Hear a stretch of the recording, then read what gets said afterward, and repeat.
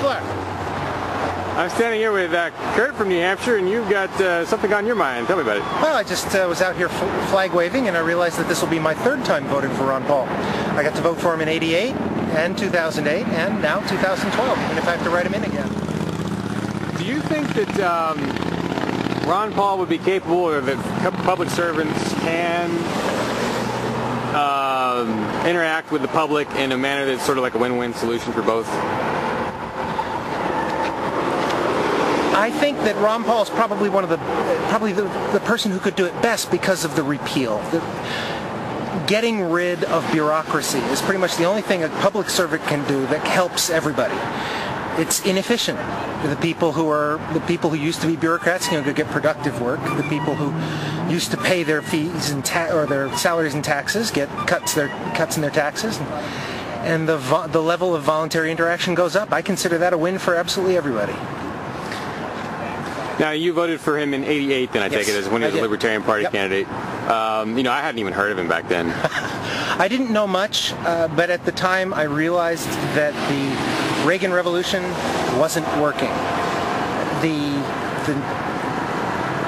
difference between rhetoric and results was so obvious. Mm-hmm.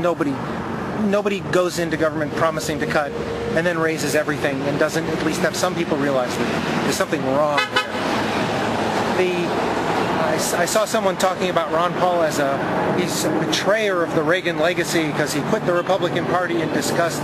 Well, yeah, I would have too. Well, Reagan was a betrayer of the Reagan thing. If Reagan had followed his rhetoric, we would have had Ron Paul effectively that time. But he didn't. He got in, and his administration took over, raising everything.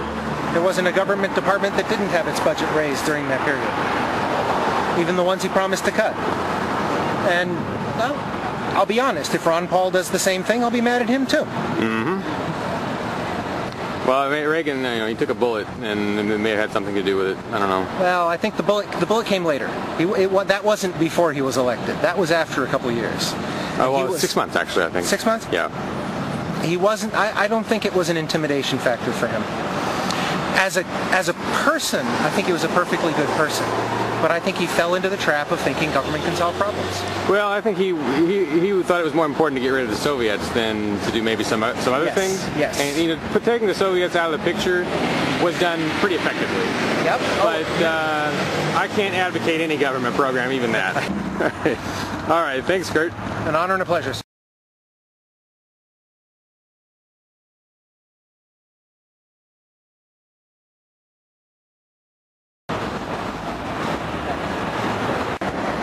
So you guys are new movers? Yep. Welcome home. Thanks. Welcome to New Hampshire. How long ago did you get here? 3 or 4 weeks ago. Okay. Yeah. Great. Anything else you want to tell me? Well, it's pretty awesome here in Manchester, actually. People are just really friendly. There's tons of restaurants and bars around here. Drink specials every night. That's always great. And just a lot of community, so it's pretty great. Good. If you're looking for downtown living, then don't just check Craigslist and rent.com and all that. You got to actually walk around the historic district. There's a lot of for rent signs, and you're not going to find those online. So, plus they're also they're owned by real people instead of faceless entities, so you'll kind of have a personal relationship with your landlord or landlady. So that's the biggest tip I would give out. All right, thanks guys. Yeah, sure thing.